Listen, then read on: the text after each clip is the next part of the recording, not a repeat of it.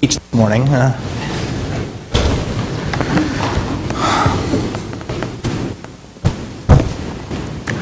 We are in Numbers chapter 31. We covered part of that chapter last week, but we didn't finish, so we're going to get into that today.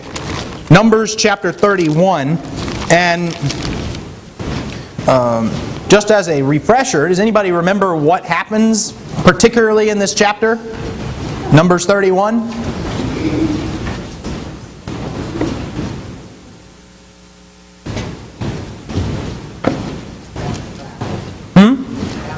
Well, that was chapter 30, yes, but then we did talk about that last week though, so, but in chapter 31, what does Israel do as a nation?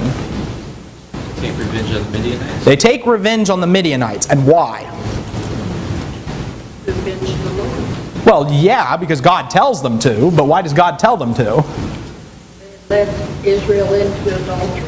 Yes, they led Israel into spiritual harlotry. They led them into worship idols. They led them to intermarry with foreigners. Just a whole number of things that Israel was not supposed to be doing, and the Midianites had led them into this. And they had probably done so, well no, but they had done so at the instigation of the prophet Balaam. So they find Balaam among the Midianites and they kill him off as well.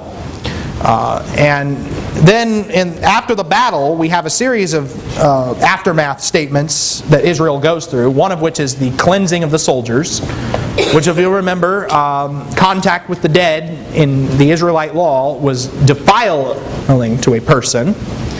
And so the soldiers who had just killed a bunch of people had obviously come into contact with the dead, so they have to go through all of this cleansing. That was verses 19 through 24. And now from verse 25 onwards, really to the end of the chapter, we're going to talk about the spoils of war. What is Israel supposed to do with the spoils of war? Let's read from verse 25. The Lord spoke to Moses, saying, "You and Eleazar the priest, and the heads of the father's household of the congregation, take account of the booty that was captured, both of man and of animal, and divide the booty between the warriors who went out to battle and all the congregation. Levy a tax for the Lord from the men of war who went out to battle, 1 in 500 of the persons, and of the cattle, and of the donkeys, and of the sheep. Take it from their half, and give it to Eleazar the priest as an offering to the Lord. From the sons of Israel's half, you shall take 1 drawn out of every 50 of the persons of the cattle, of the donkeys, and of the sheep, from all the animals, and give them to the Levites who keep charge of the tabernacle of the Lord." Moses and Eleazar the priest did just as the Lord had commanded Moses.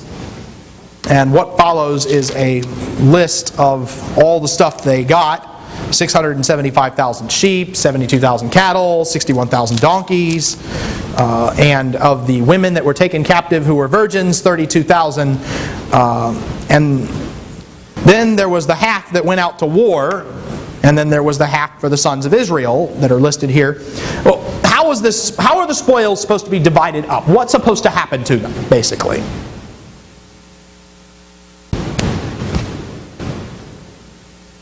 Who gets what? When the nation of Israel goes out to war and they take a bunch of spoils, how much do the soldiers get? How much do the people get? Soldiers get half, people get half. So the soldiers get half and the people get half, the rest of the congregation. In other words, just because you stayed at home does not mean you are, automatically excluded from these things. There's a similar principle in 1 Samuel 30, whenever David goes out and fights the Amalekites, and some of the men who go out and fight with him don't want to give anything to the people that were left behind. And David says, no, these people served a purpose too, and they need to receive part of the spoils as well. Well, what about God? Does God get anything from these spoils?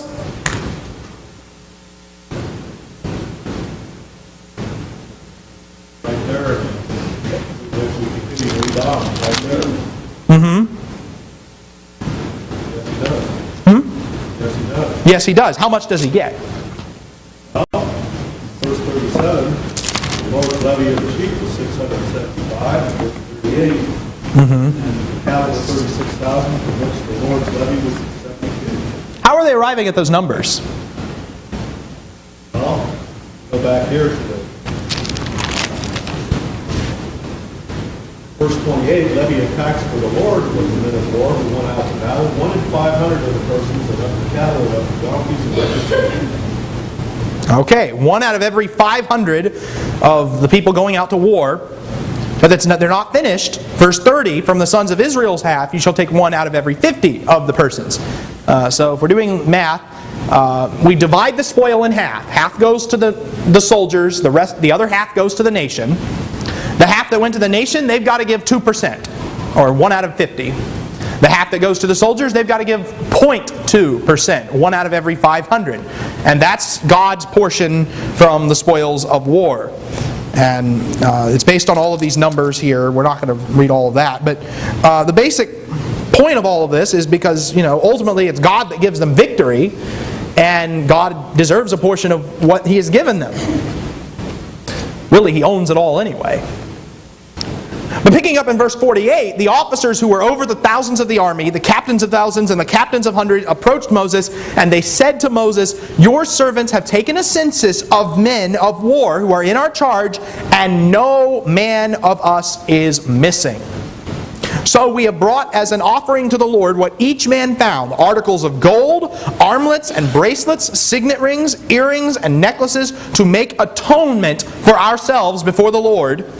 Moses and Eleazar the priest took the gold from them, all kinds of wrought articles, all the gold of the offering which they offered up to the Lord from the captains of thousands and the captains of hundreds was 16,750 shekels, which translated into our terms, that's about 600 pounds worth of gold. The men of war had taken booty, each man for himself. So Moses and Eleazar the priest took the gold from the captains of thousands and of hundreds and brought it to the tent of meeting as a memorial for the sons of Israel before the Lord. Now, there's a sacrifice. There's a sacrifice that takes place in these verses. But what is that sacrifice? It's They gave them what God had given them. It's a monetary sacrifice. It's not an animal sacrifice. That's the interesting thing about this. It is appropriate to speak of a monetary offering as a sacrifice, at least if we look at this passage. What's the point of the sacrifice? Why do they need to offer this? For atonement. For atonement. What do they need to atone for? All the soldiers, they were faithful to God. All the soldiers returned. Not one man in this whole army is missing. You think about it, that's pretty remarkable. A war has been fought and no casualties on the side of the Israelites. None. Now that's not a coincidence. That's a testament to God's presence among them. You remember all the way back in chapter 14, whenever God rejected Israel and said, "That's it, you're not entering the promised land." And they said, "Well, we're going to go anyway." And Moses tells them, if you go up, God's not going to be with you. And what happens? Well, they get beaten bad. When God is not with them, they are defeated. But when God is with them, well, no one can touch them. They are invincible. Now, the gold pays the price of atonement for the soldiers. Some people have also suggested that it's supposed to pay the price of the census that they take. And since Exodus chapter 30 specifies that money is to be given for a census, of course it specifies silver and not gold in that chapter. So I don't know if that's really a completely valid connection. But that's basically in a nutshell what goes on here. That's what they do with the spoils. They divide it up evenly between the people. They give a portion to the Lord because the Lord is the one that has blessed them with it, and because God has protected them ultimately. There are no casualties among them. Any comments or questions on chapter 31? Chapter 32. Now, the sons of Reuben and the sons of Gad had an exceedingly large number of livestock. So when they saw the land of Jazer and the land of Gilead, that it was indeed a place suitable for livestock, the sons of Gad and the sons of Reuben came and spoke to Moses and to Eleazar the priest and to the leaders of the congregation, saying, "Ataroth, Dibon, Jazer, Nimrah, Heshbon, Eleah, Sebam, Nebo, and Beon." I guess that... Glad no one else has to read that. I'm sure you're all wondering about that. Verse 4, "The land which the Lord conquered before the congregation of Israel is a land for livestock, and your servants have livestock." They said, "If we have found favor in your sight, let this land be given to your servants as a possession. Do not take us across the Jordan." But Moses said to the sons of Gad and to the sons of Reuben, "Shall your brothers go to war while you yourselves sit here? Why are you discouraging the sons of Israel from crossing over into the land which the Lord has given them? This is what your fathers did when I sent them from Kadesh Barnea to see the land. For when they went up to the valley of Eshcol and saw the land, they discouraged the sons of Israel, so that they did not go into the land which the Lord had given them. So the Lord's anger burned in that day, and he swore, saying, None of the men who came up from Egypt from 20 years old and upward shall see the land which I swore to Abraham, to Isaac, and to Jacob. For they did not follow me fully, except Caleb the son of Jephunneh the Kenizzite, and Joshua the son of Nun, for they have followed the Lord fully. So the Lord's anger burned against Israel, and he made them wander in the wilderness 40 years, until the entire generation of those who had done evil in the sight of the Lord was destroyed. Now behold, you have risen up in your father's place a brood of sinful men to add still more to the burning anger of the Lord against Israel. For if you turn away from following him, he will once more abandon them in the wilderness, and you will destroy all these people. Then they came near to him and said, We will build here sheepfolds for our livestock, and cities for our little ones. But we ourselves will be armed, ready to go before the sons of Israel, until we have brought them to their place, while our little ones live in the fortified cities because of the inhabitants of the land. We will not return to our homes until every one of the sons of Israel has possessed his inheritance. For we will not have an inheritance with them on the other side of the Jordan and beyond, because our inheritance has fallen to us on this side of the Jordan toward the east. So Moses said to them, If you will do this, if you will arm yourselves before the Lord for the war, and all of you armed men cross over the Jordan before the Lord until he has driven his enemies out from before him, the land is subdued before the Lord, then afterward you shall return and be free of obligation toward the Lord and toward Israel. And this land shall be yours for possession before the Lord. But if you will not do so, behold, you have sinned against the Lord, and be sure your sin will find you out. Build yourselves cities for your little ones, and sheepfolds for your sheep, and do what you have promised. Then the sons of Gad and the sons of Reuben spoke to Moses, saying, Your servants will do just as my Lord commands. Our little ones, our wives, our livestock, all our cattle shall remain here in the cities of Gilead, while your servants, everyone who is armed for war, will cross over in the presence of the Lord to battle, just as my Lord says. So Moses gave command concerning them to Eleazar the priest, and to Joshua the son of Nun, and to the heads of the fathers' households of the tribes of the sons of Israel. Moses said to them, If the sons of Gad and the sons of Reuben, everyone who is armed for battle, will cross over with you over the Jordan in the presence of the Lord, and the land is subdued before you, then you shall give them the land of Gilead for a possession. But if they will not cross over with you armed, they shall have possessions among you in the land of Canaan. The sons of Gad and the sons of Reuben answered, saying, As the Lord has said to your servants, so we will do. We ourselves will cross over armed in the presence of the Lord into the land of Canaan, and the possession of our inheritance shall remain with us across the Jordan. So Moses gave to them, to the sons of Gad, to the sons of Reuben, and to the half-tribe of Joseph's son Manasseh, the kingdom of Sihon, king of the Amorites, and the kingdom of Og, the king of Bashan, the land with its cities, with their territories, the cities of the surrounding land. The sons of Gad built Dibon, and Ataroth, and Eror, and Atroth-Shophan, and Jezer, and Jogbehah, and Beth Nimrah and Beth Haran as fortified cities, and sheepfolds for sheep. The sons of Reuben built Heshbon and Eleah and Kiriathaim and Nebo and Baal-Meon, their names being changed, and Sibmah. They gave other names to the cities which they built. The sons of Machir, the son of Manasseh, went to Gilead and took it and dispossessed the Amorites who were in it. So Moses gave Gilead to Machir, the son of Manasseh, and he lived in it. Jair, the son of Manasseh, went and took its towns and called them Havoth Jair. Nobah went and took Kenath and its villages and called it Nobah after his own name. Okay. Now if you notice, there's a lot of space devoted to this business with the what I'm calling the Transjordan tribes. And some of you may have maps in the back of your Bible. If you don't, I'm going to draw a very crude one up here on the board. And here is the...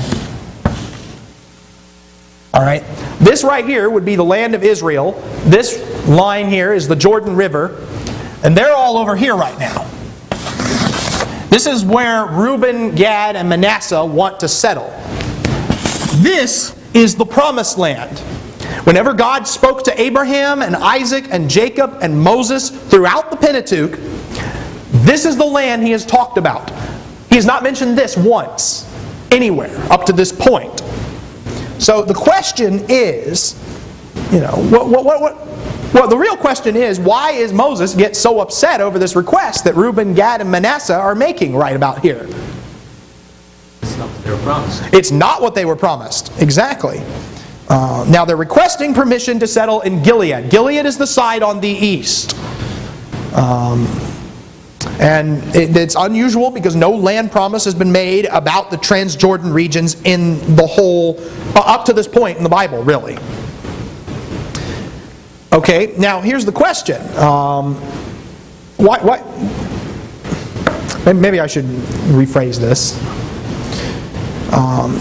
Is their request a legitimate one? Well, there's reasons behind it. There's reasons behind it. That I would go as far as say it's legitimate. I think it shows a lack of faith. You think it shows a lack of faith, really? Why? Elaborate. They were. It appears that they were maybe had some doubts that this promised land that God said He would bless them with. They were showing doubts that they were going to be profitable over there with their herds. Okay. Anybody disagree? Just throw that out there. This is one of those things that not everybody agrees on. Don? I think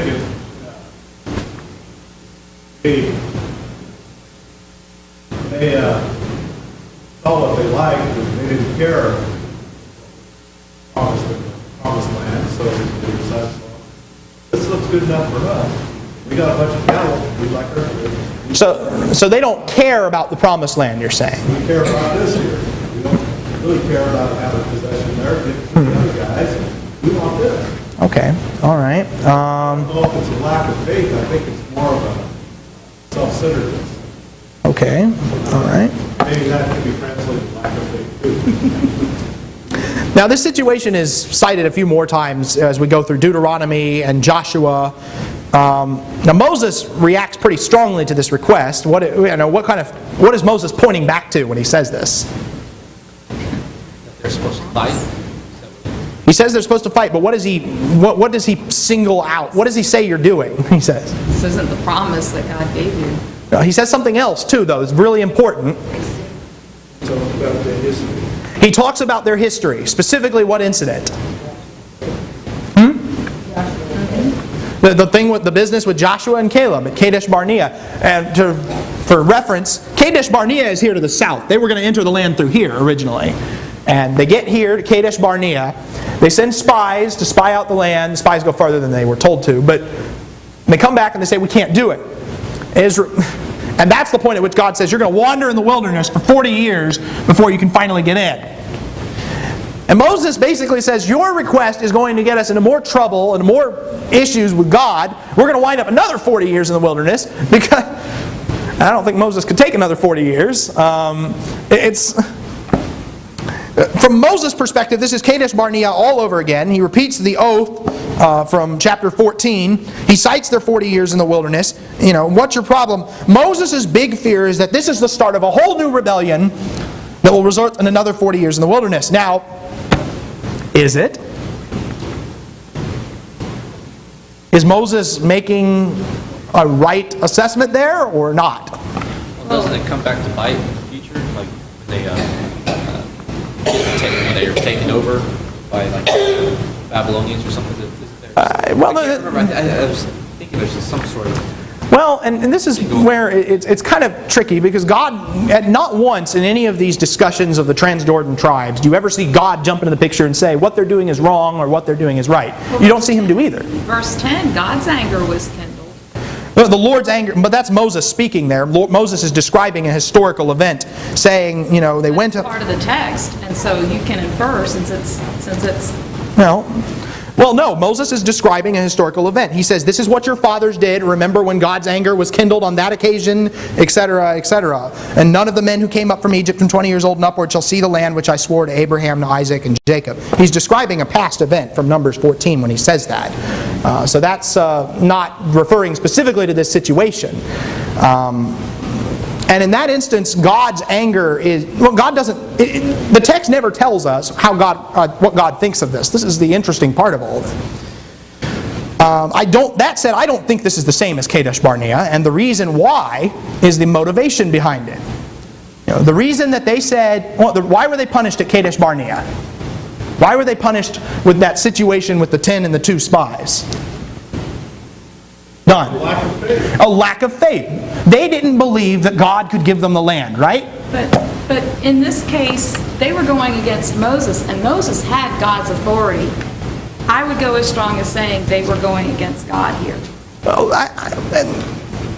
I'm not sure I agree with that, and I'm going to explain why in a minute. The problem is that all of the clues in the text seem to point the other way, and this is... Well, they were submissive at the end. They listened to Moses. Right, but Moses allows them to do this. I think Moses had righteous anger here.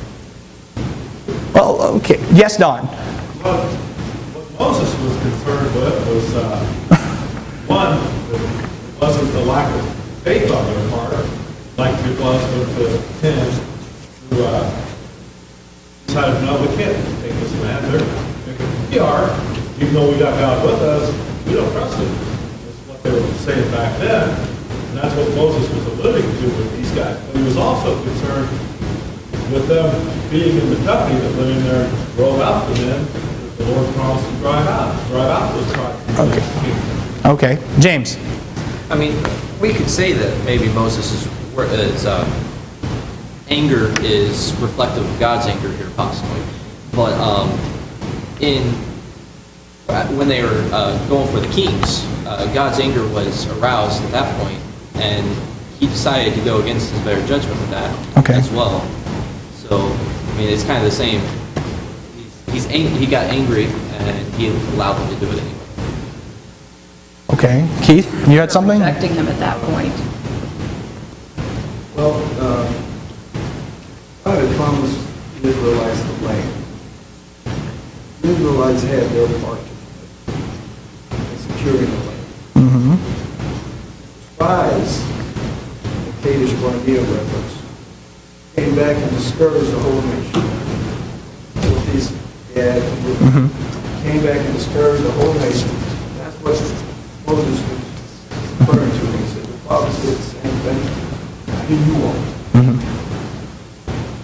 So what Moses does is a demonstration of leadership. Well, I do think that there's a distinction between the two events, and Moses is, I think, reacting a little more strongly than perhaps he should on this occasion. He does eventually get clarification, that's the point. I do think he's right in the sense, if this is like Kadesh Barnea, then, we've got to put a stop to it now. But the fact of the matter is it? And, let me explain what I mean by this.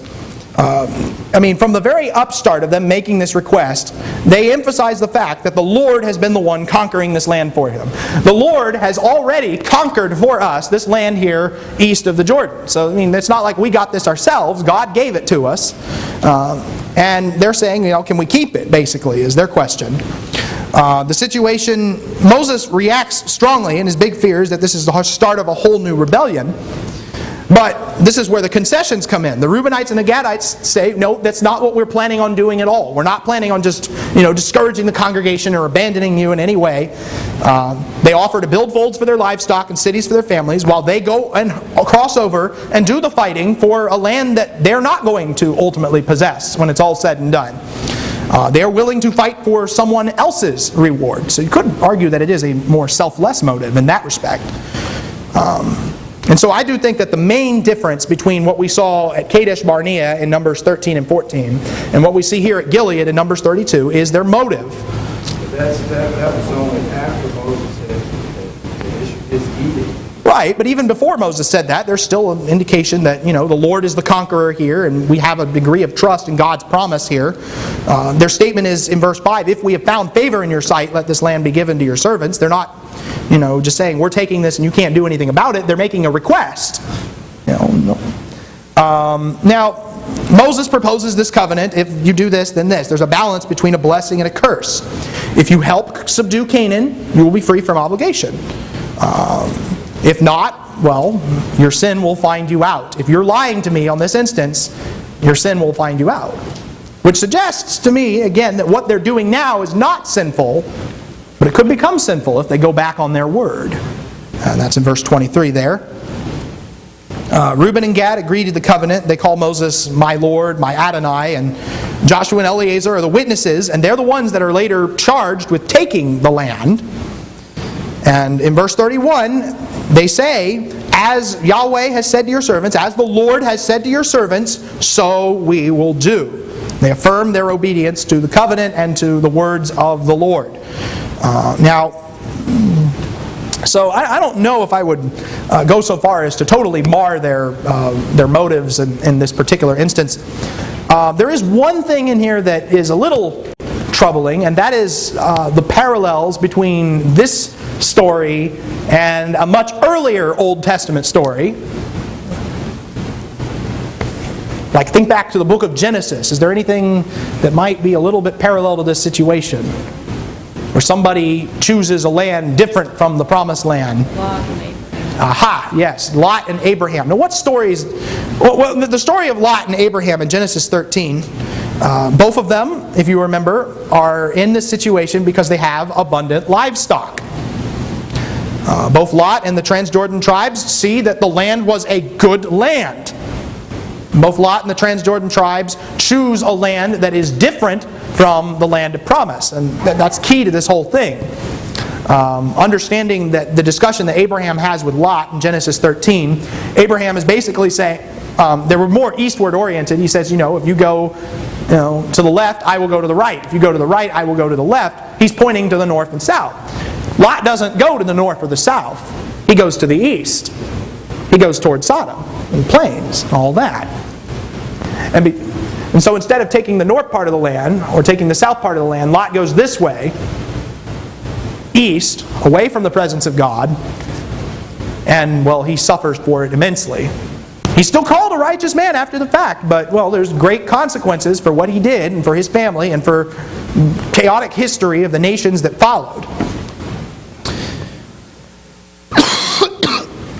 And so ultimately, while what they did was not, I don't know if you could put the label on this and say, well, this was somehow sinful or, defiance of God's authority. But I think you could say that this isn't exactly the wisest decision that it gets made along the way. And so in that respect, I do see that particular comparison. Now, later on in Scripture, does this create a conflict between the other tribes and Israel? Mm-hmm. Where?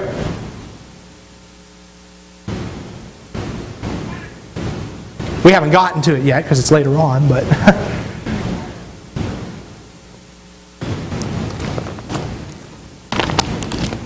In Joshua chapter 22, after the land has been, the bulk of the land has been conquered, we see a conflict after they settled beyond the Jordan. In verse 1 of chapter 22, Joshua summoned the Reubenites, the Gadites, the half-tribe of Manasseh, and said to them, "You have kept all that Moses, the servant of the Lord, commanded you, and have listened to my voice in all that I commanded you. You have not forsaken your brothers these many days to this day, but have kept the charge of the commandment of the Lord your God. And now the Lord your God has given rest to your brothers as he spoke to them. Therefore, turn now and go to your tents to the land of your possession, which Moses, the servant of the Lord, gave you beyond the Jordan. Only be very careful to observe the commandment and the law which Moses, the servant of the Lord, commanded you, to love the Lord your God and walk in all his ways and keep his commandments and hold fast to him and serve him with all your heart and all your soul." So Joshua blessed them and sent them away, and they went to their tents. Now to the one half-tribe of Manasseh, Moses had given a possession in Bashan, but to the other half, Joshua gave a possession among their brothers westward beyond the Jordan. So when Joshua sent them away to their tents, he blessed them and said to them, "Return to your tents with great riches and with very much livestock and silver, gold, bronze, iron, and very many clothes. Divide the spoil of your enemies with your brothers." the sons of Reuben and the sons of Gad and the half-tribe of Manasseh returned home and departed from the sons of Israel at Shiloh, which is in the land of Canaan, to go to the land of Gilead, to the land of their possession, which they had possessed according to the command of the Lord through Moses. This is where it takes a turn for conflict. When they came to the region of the Jordan, which is in the land of Canaan, the sons of Reuben and the sons of Gad and the half-tribe of Manasseh built an altar there by the Jordan, a large altar in appearance, and the sons of Israel heard it. The sons of Israel heard it, said, "Behold, the sons of Reuben and the sons of Gad and the half-tribe of Manasseh have built an altar at the frontier of the land of Canaan in the region of the Jordan on the side belonging to the sons of Israel." When the sons of Israel heard of it, the whole congregation of the sons of Israel gathered themselves at Shiloh to go up against them in war. The sons of Israel sent to the sons of Reuben and to the sons of Gad and to the half-tribe of Manasseh in the land of Gilead Phinehas, the son of Eleazar the priest, and with him 10 chiefs, one chief for each father's household from each of the tribes of Israel, and each one of them was the head of his father's household among the thousands of Israel. They came to the sons of Reuben and to the sons of Gad and to the half-tribe of Manasseh, to the land of Gilead, and they spoke with them, saying, "Thus says the whole congregation of the Lord, what is this unfaithful act which you have committed against the God of Israel, turning away from following the Lord this day, by building yourselves an altar to rebel against the Lord this day? Is not the iniquity of Peor enough for us, from which we have not cleansed ourselves to this day, although a plague came on the congregation of the Lord, that you must turn away this day from following the Lord? If you rebel against the Lord today, He will be angry with the whole congregation of Israel tomorrow. If, however, the land of your possession is unclean, then cross over into the land of the possession of the Lord, where the Lord's tabernacle stands. Take possession among us. Only do not rebel against the Lord or rebel against us by building an altar for yourselves besides the altar of the Lord your God. Did not Achan, the son of Zerah, act unfaithfully in the things under the ban, and wrath fall on all the congregation of Israel? And that man did not perish alone in his iniquity." And you think about that for a second. There's a rule in Deuteronomy 12. It says that you worship at the place where the Lord your God chooses. There's a very specific location that God gave Israel to set their altars up at, and that was the tabernacle. And there was one altar, well really there were two altars, there was the incense and the burnt offering, but there was one place where Israel could offer sacrifice. And here they're setting up an altar on the other side of the Jordan. Well, this is a cause for, panic.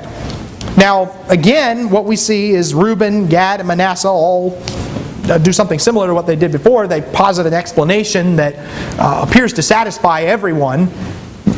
The sons of Reuben and the sons of Gad and the half-tribe of Manasseh answered and spoke to the heads of the families of Israel. The mighty one, God, the Lord, the mighty one, God, the Lord, He knows, and may Israel itself know. If it was in rebellion or if an unfaithful act against the Lord, do not save us this day. So in other words, they call the curse down on themselves if they are wrong in their motives. If we have built us an altar to turn away from following the Lord, or if to offer a burnt offering or grain offering on it, or if to offer sacrifices of peace offerings on it, may the Lord Himself require it of us. But truly we have done this out of concern for a reason, stating in time to come your sons may say to our sons, "What have you to do with the Lord, the God of Israel? For the Lord has made the Jordan a border between us and you. You sons of Reuben, sons of Gad, you have no portion in the Lord. So your sons may make our sons stop fearing the Lord." Therefore we said, "Let us build an altar, not for burnt offering or for sacrifice. Rather it shall be a witness between us and you, and between our generations after us, that we are to perform the service of the Lord before Him with our burnt offerings, with our sacrifices, and with our peace offerings, so that your sons will not say to our sons in time to come, 'You have no portion in the Lord.' Therefore we said, it shall also come about that if they say to this or that to us or to our generations in time to come, we shall say, 'See the copy of the altar of the Lord, which our fathers made, not for burnt offering or for sacrifice, rather it is a witness between us and you. Far be it from us that we should rebel against the Lord, and turn away from following the Lord this day, by building an altar for burnt offering, and for grain offering, and for sacrifice, besides the altar of the Lord our God, which is before His tabernacle.'" So when Phinehas the priest and the elders, the leaders of the congregation, and the heads of the families of Israel who were with them heard the words which the sons of Reuben, the sons of Gad, and the sons of Manasseh spoke, it pleased them. And Phinehas the son of Eleazar the priest said to the sons of Reuben and to the sons of Gad and to the sons of Manasseh, "Today we know that the Lord is in our midst, because you have not committed this unfaithful act against the Lord. Now you have delivered the sons of Israel from the hand of the Lord." Phinehas the son of Eleazar the priest and the leaders returned from the sons of Reuben and from the sons of Gad, from the land of Gilead to the land of Canaan, to the sons of Israel, and brought back word to them. The word pleased the sons of Israel, and the sons of Israel blessed God, and they did not speak of going up against them in war to destroy the land in which the sons of Reuben and the sons of Gad were living. And the sons of Reuben and the sons of Gad called the altar witness, for they said, it is a witness between us that the Lord is God. Now, that's a mouthful. Again, a lot of space devoted to this account and this story, and very similar things going on. Now, the Transjordan tribes explain this altar is not for sacrifice, it's for memorial, it's for a witness. And they basically say, may God strike us and destroy us if that wasn't our intention all along. And apparently this is good in the sight of Phinehas and the others. Again, was it a wise idea? Well, we could debate about that for a while. Did they do something wrong? Well, God doesn't really seem, again, you don't see God really stepping into the story to address it. This happens a lot in the Old Testament. We don't see God really come in and explain, this is the party that was right and this is the party that was wrong in this particular Old Testament situation. And we're sort of left to figure it out ourselves in a way. But I don't think we can just malign their motives and say they had total disregard for God and His authority and all that. They made a request of Moses. They made a request of the people, and well, in this case they're not making a request. They're going off and doing something that gets misinterpreted. Could the situation have been a lot simpler had they just taken the land across the Jordan? Yes, absolutely. I don't know if we could just simply, malign their motives in that particular instance. I think some of the same reasons that you brought out with the comparison with Lot and Abraham. The proximity of where they were to Moab and some of the other countries. Well, Sodom and Gomorrah in Lot's case, but no, sorry, I get what you're saying. In this case, and I'm racking my brain, but it seems like they were some of the first to intermarry. Yeah, that's true. That's true. And, well, you see Phinehas on that occasion saying, have y'all forgotten what happened at Peor? Well, Phinehas probably hasn't forgotten what happened at Peor. He ran a spear through some people on that occasion. But he says, we're still trying to cleanse ourselves of that mess. And here you all are, is the land over there contaminated? Is it unclean? Because if it is, you can settle this right now by crossing over. And so there is a danger there, definitely, living in proximity to the nations, and they're putting themselves at risk for becoming defiled and impure. Again, this is one of those things that I think we're looking at more from there's a difference between a command of God that says you shall not do this, you shall not do that, and a statement of wisdom, it's probably not a good idea to do that. Now, God makes no statement on this matter, so they're left to sort of figure it out on their own, but I think history shows to their decisions here to not be of the most prudent nature. Any thoughts, comments, questions? God's way is always best. God's way is always best. That's right. Now, chapter 33 and onward, we'll wait till next Sunday. I hope to cover chapter 33 today, but the teacher was just too long-winded, so we over now.